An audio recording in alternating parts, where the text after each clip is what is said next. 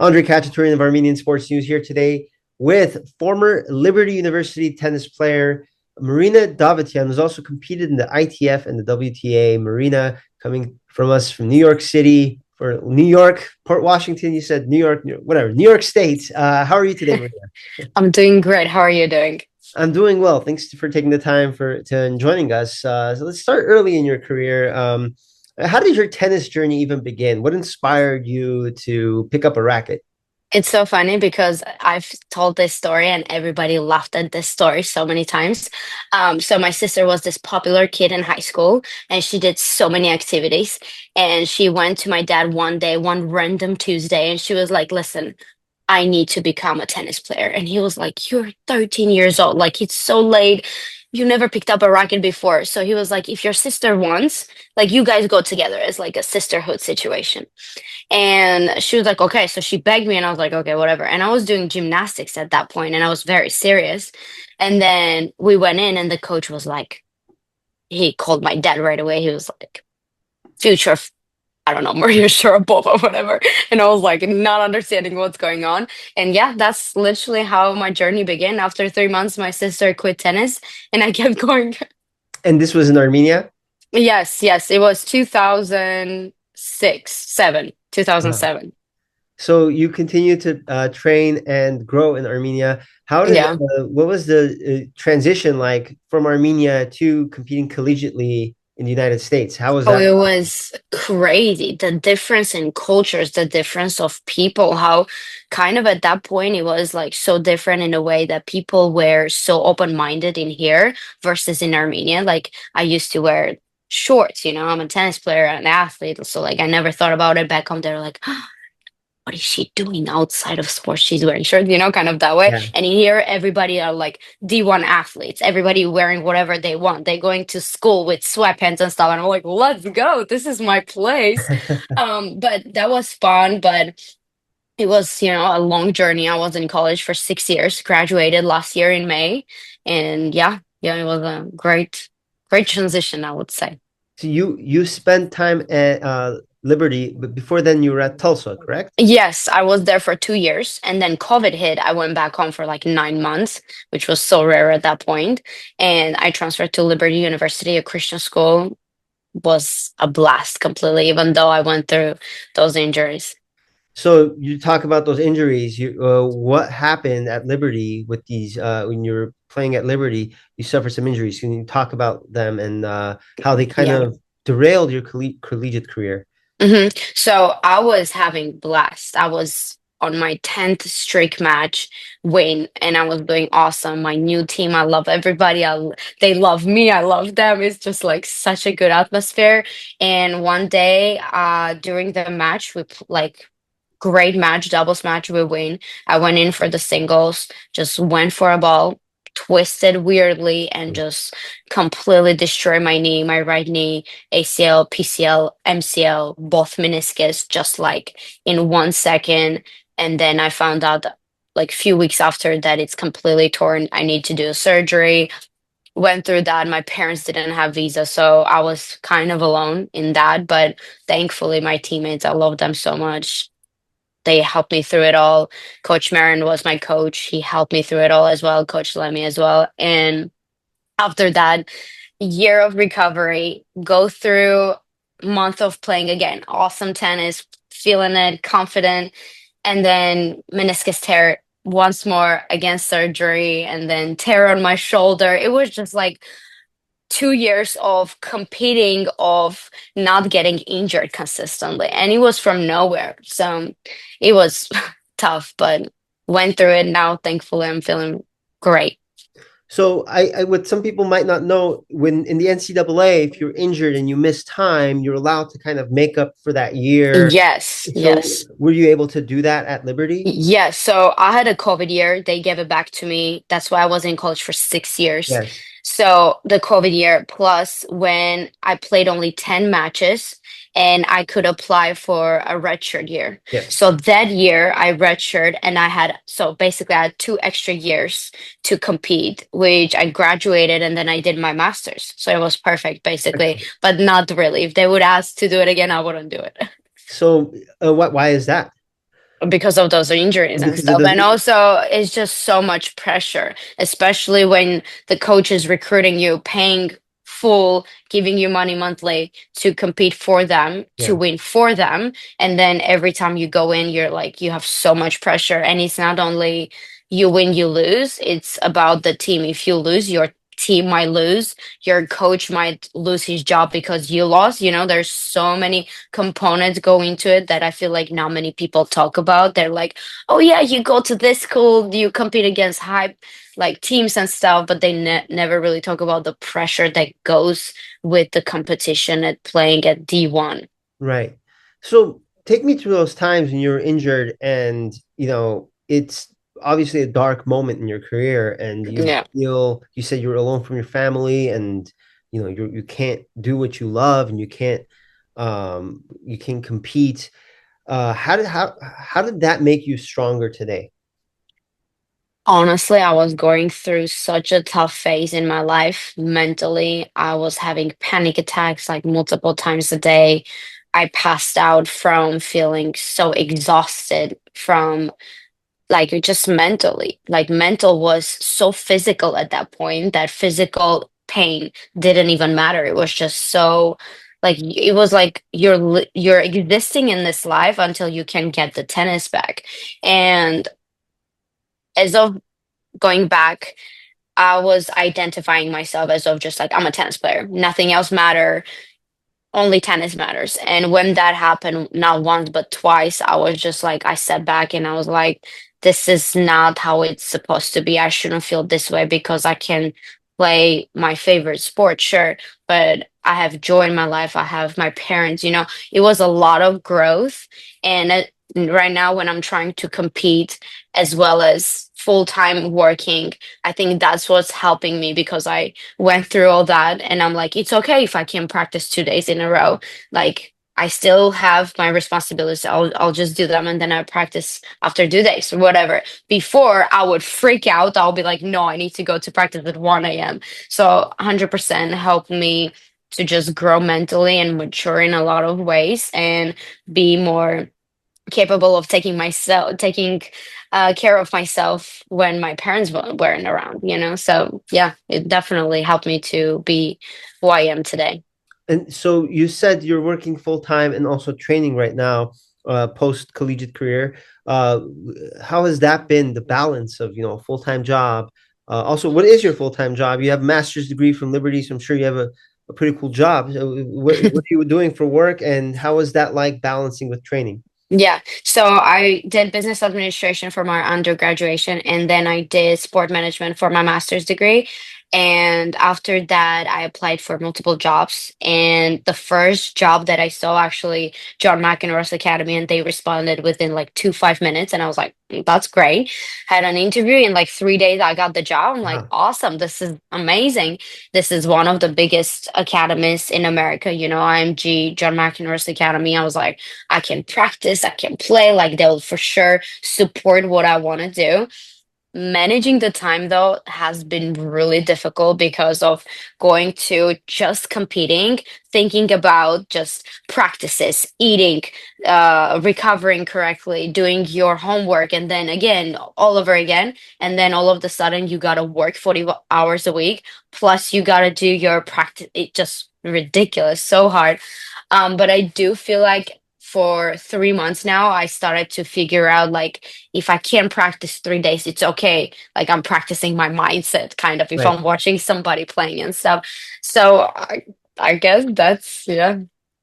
So when was your last competition now, professionally or collegiately, whichever came first, and what are the goals now going forward with your tennis career? Yeah. So last one was in May. That's the last tournament that I played, the NIT. And since then, like I went through because I have a F1 visa currently and I'm on my OPT. Basically, the job comes first because of my visa Yes. situation.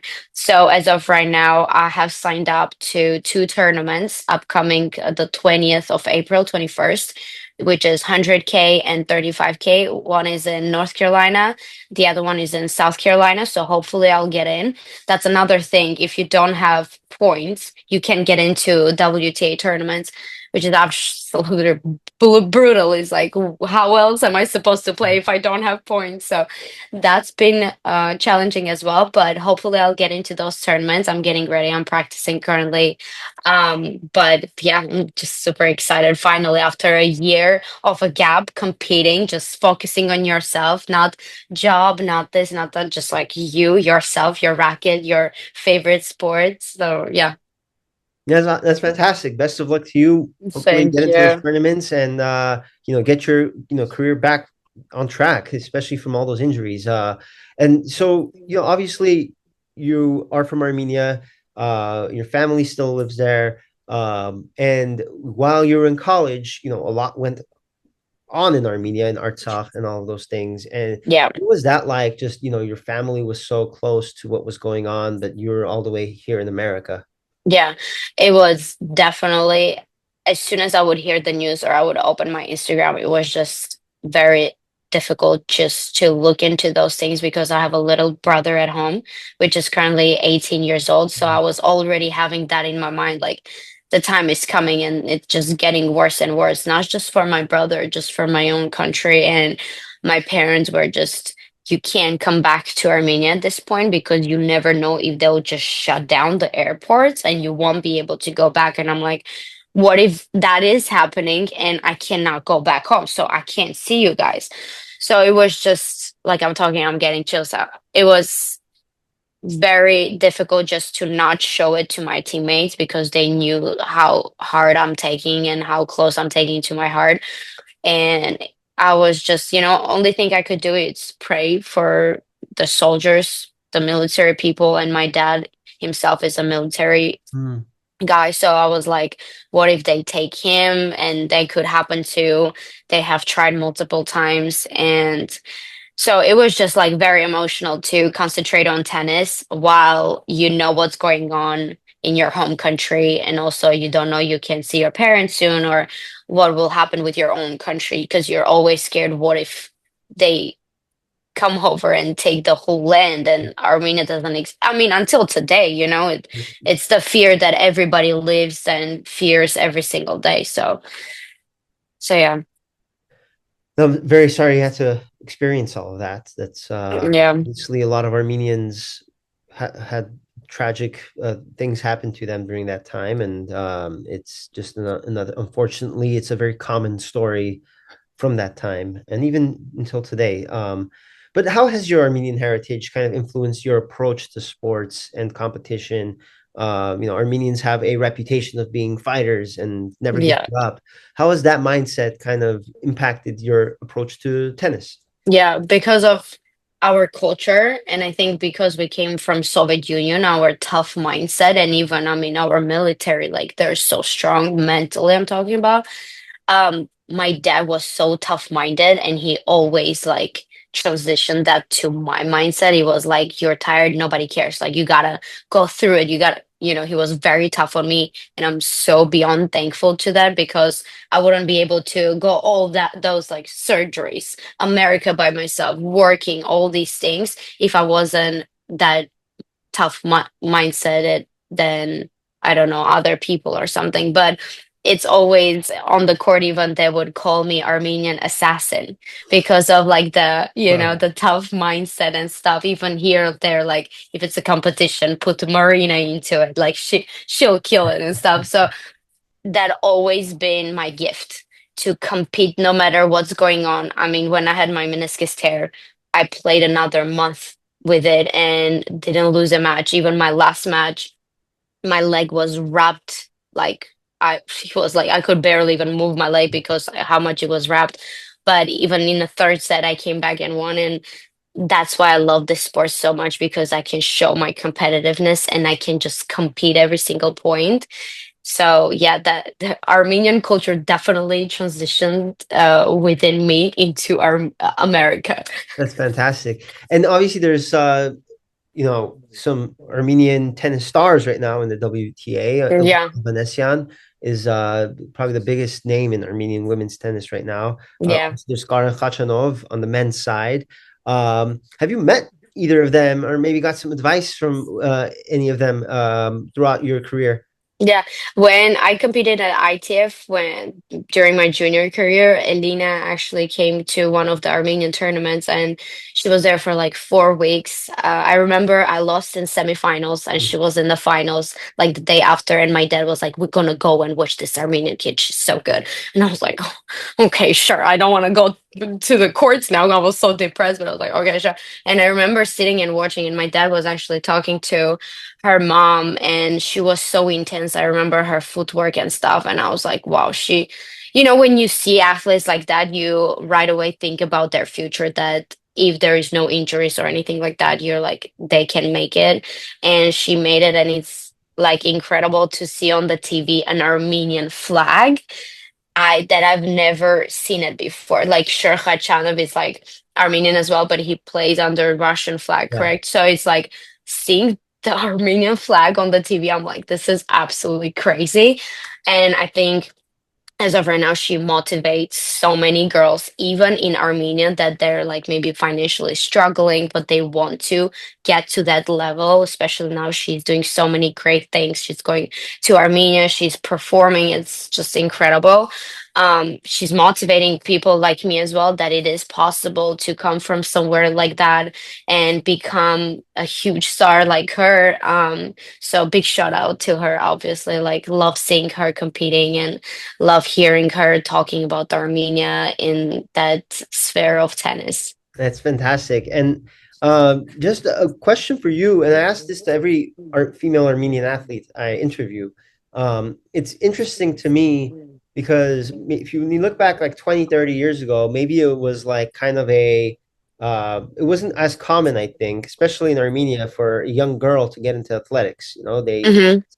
It was not yeah, it was too masculine or something, and Hmm. playing sports. And we've seen that changing. The Armenian women's soccer team has two straight wins. They've been Yes, well. I've been following, yeah. Yeah, and then you have Alina, you have yourself, and even in other sports, UFC, you have a lot of like MMA fighters who are Armenian.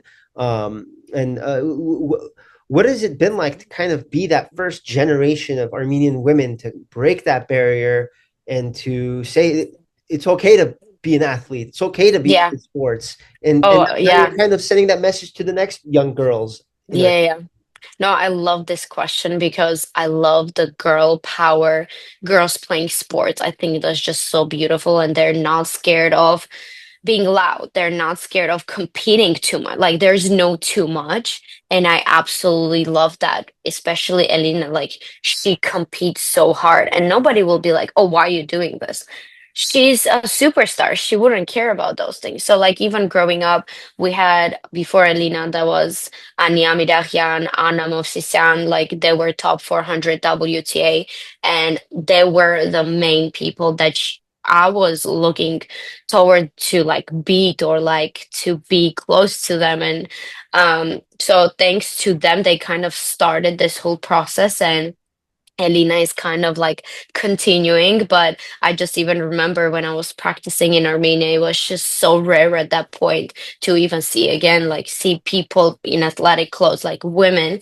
And when I remember even my grandma was like, "Why are you wearing such a short shorts? Like that's embarrassing, Marina." And I'm like, "Grandma, like I'm playing sports, like I'm an athlete, like I didn't have time to change." And it was crazy to even now to think about when I'm going back home and like even after practice, I'm still thinking about that. I'm like, life changed. People changed back home, and it's so beautiful to see. I see every woman almost wearing leggings, like sport clothes, and they're not afraid of showing their muscles, even. And I think that's great. And yeah, I just love seeing women competing because it's different because we give more, I feel like, than men because they're more like calm, but we show more emotion so you can live that moment with them.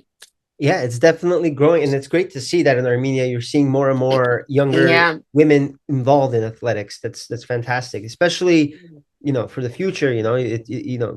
I just feel like Armenia has such a good future in women's sports, in events like the Olympics, and we're seeing it in soccer right now. Yeah. And the basketball team just recently came back, the women's basketball team. So I think that's fantastic. That's really good to see. Yeah. Marina, so thank you so much for taking the time and talking to us today. And Yeah, most thank of all, you. thank you for being a great representative of the Armenian community. And best of luck. Hopefully, we're able to see you compete in those tournaments, and your future is bright. Perfect. Thank you so much for having me. Thank you, Marina. Appreciate it.